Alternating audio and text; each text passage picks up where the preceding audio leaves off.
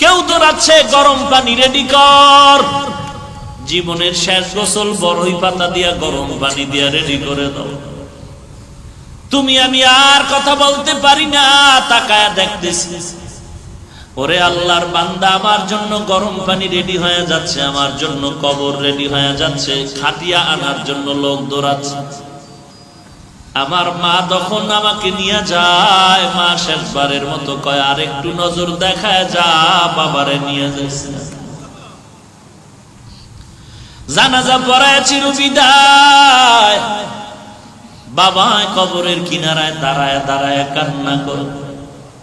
খানা খাইতে গেল কাঁদে, মা খানা খায় না সন্তানের চিন্তা।